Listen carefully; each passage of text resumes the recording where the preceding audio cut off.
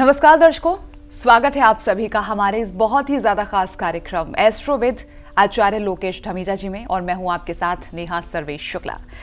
Actually ज्योतिष को हम जब समझने की कोशिश करते हैं तो सालों साल बीत जाते हैं, लेकिन ज्योतिष को लेकर हमारे सवाल कभी खत्म नहीं होते।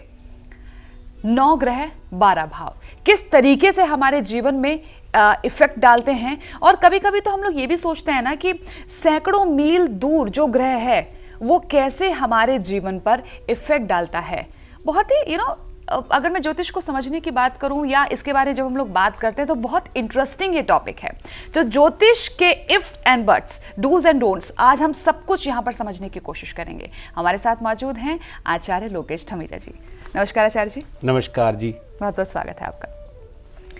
अच्छा, ज्योतिष को लेकर ना हमने सिर्फ अभी तक इतना ही जाना है कि हाँ, हमारी कुंडली है, उसमें 12 खाने हैं, सूर्य कहाँ बैठा हुआ है, चंद्रमा कहाँ बैठा हुआ है, और आजकल तो ऐसा युग आ गया है कि बहुत सारी ऐप्स आ गई हैं जिसमें कि हम आधे ज्योतिषी तो खुद बन जाते हैं, लेकिन वो आधा अधूरा ज्ञान बड़ा हानिकारक सा होता है हम लोगों के लिए।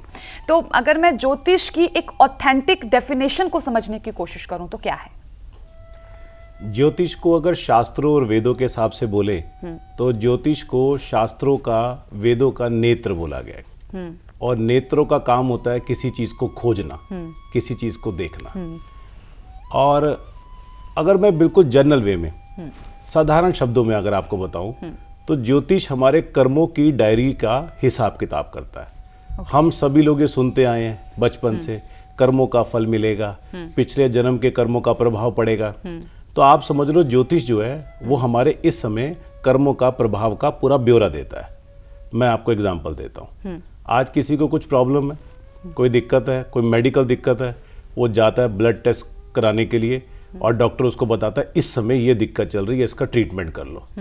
सेम ज्योतिष है। किसी को अपने जीवन में किसी भी प्रकार की समस्या आ रही है, हम उसका ज्योतिषी गणनाओं के हिसाब से ब्लड टेस्ट लेते हैं। ब्लड टेस्ट माने नक्षत्रों और ग्रहों का टेस्ट, और उसको बता देते हैं कि ये प्रॉब्लम आपके साथ कब तक रहने वाली है, कब तक आने वाली है। तो ये कैलकुलेशन करके सब निकल जाता है। हाँ, अगर निकालने वाला हो तो बिल्कुल। हाँ। अब देखिए, डॉक्टर अगर अच्छा मिल जाए तो प्रॉब्लम रिजॉल्व हो जाएगी, और डॉक्टर अगर खराब मिल जाए तो चक्कर काटने पड़ेंगे। लेकिन मैंने बहुत सारे लोगों से ये कहते हुए सुना है कि ज्योतिष एक विज्ञान है। तो क्या वाकई में ये सच है? हाँ, बिल्कुल सच है, 101% सच है। आप देखिए, एस्ट्रोनॉमी हमारे पास वाइब्रेशंस प्रोवाइड करता है। कैसे? मंगल ग्रह, सूर्य, चंद्रमा, बृहस्पति, कहते सारे वाइब्रेशन प्रोवाइड करता है। बृहस्पति का ग्रेविटी फोर्स इतना स्ट्रांग होता है कि अगर कुछ आसमान से सामान गिर रहा है ना जो पृथ्वी के लिए हानिकारक है, तो कहते हैं बृहस्पति उसको रोक देता है। अच्छा। ये साइंस कहता है, यानी कि वो ग्रेविटी मोशन उसका इतना स्ट्रांग है कि वो उसको रोक लेगा। तो हमारे शास्त्र में, वैदिक शास्त्र में क्या बोला है ज्योतिष में कि बृहस्पति गुरु है, और बृहस्पति क्या करेगा? बृहस्पति उसको बढ़ाने की कोशिश करेगा।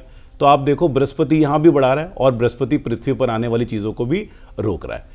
अब ग्रहों को बहुत दूर है, सब लोग ये मानते हैं कि ग्रह बहुत दूर है। ग्रहों को किस तरीके से हम लोग स्पंदन देख सकते हैं, उसका एक वाइब्रेशन देख सकते हैं, लेकिन आप देखो वो सारे नक्षत्रों की कैलकुलेशन, ग्रहों की कैलकुलेशन हमारे जीवन पे आधारित है। और इसका 100% प्रमाण है कि ज्योतिष संपूर्ण रूप से एक विज्ञान है, और ज्योतिष को विज्ञान का ही दर्जा दिया गया। हाँ, बस उसको, उसकी बारीकियों को पकड़ना समझना पड़ेगा थोड़ा। चलो, अब हम कर्मों की बात कर लेते हैं। आपने बोला कि ज्योतिष हमारे कर्मों के आधार पर भी काम करता है। तो पहले आप मुझे ये बताइए कि कर्मास का सिद्धांत क्या है, और क्या कर्मों के द्वारा भाग्य को बदला जा सकता है? बहुत ही बढ़िया चीज़ है कि कर्मों के द्वारा भाग्य को बदला जा सकता है या नहीं बदला जा सकता। इसको मैं आपको दोनों चीज़ में बताऊंगा। एक तो साधारण युग में क्या चलता है, और एक ज्योतिष के युग में क्या चलता है।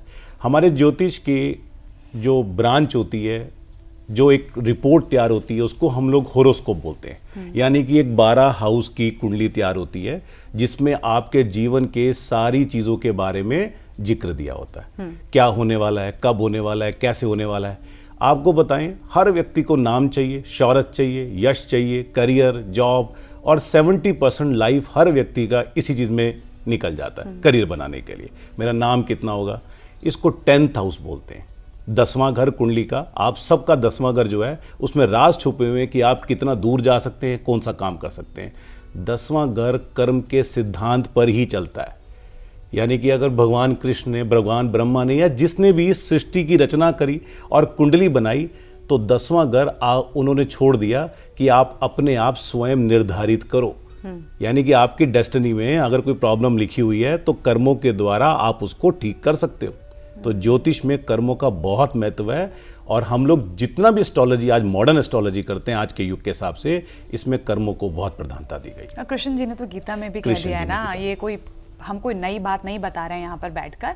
कृष्ण जी ने तो सोचिए 5000 साल पहले गीता में लिख दिया साफ साफ, जैसा करोगे कर्म वैसा मिलेगा आप लोगों को फल। खैर अभी यूँ नो, अब मैं कहूँ ये शायद एक प्रोग्राम का एक तरह से प्रोमो है। जब कोई फिल्म रिलीज होती है तो उससे पहले प्रोमो हिट किया जाता है ना, तो अभी सिर्फ इस प्रोग्राम को आप एक प्रोमो के तौर पर लें, क्योंकि अभी इसमें बहुत कुछ है। ये एक समुद्र है जिसमें से आप लोग जितना ले सकते हैं ना, मुझे लगता है लेने की कोशिश कीजिए। और पेन और पेपर मैं हाथ में हमेशा रखती हूँ, क्योंकि कभी कभी ऐसी बातें बता देते हैं जो मुझे लगता है कि लिखने लायक हैं और उससे हम सीख सकते हैं। तो प्लीज़ इसको आप भी फॉलो कर सकते हैं, लिख सकते हैं। अच्छा, उपायों को लेकर बात करना चाहूँगी। ज्योतिष में जो उपाय बताए जाते हैं, या ये कर लेना, इतने दिन यहाँ चले जाना, वैसे हो जाना, क्या वाकई में ही ये फायदा देने वाले होते हैं?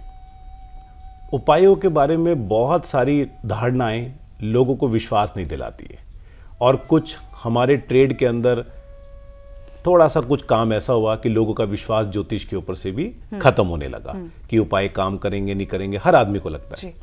इस पे देखिए, सबसे पहले तो एक्सपेक्टेशन। आज किसी को अगर 4th स्टेज का कैंसर है और डॉक्टर को पता है कि ये नहीं बचने वाला, बट डॉक्टर संपूर्ण रूप से पूरा प्रयास करता है उसको बचाने के लिए, क्योंकि उसके पास एक साइंस है।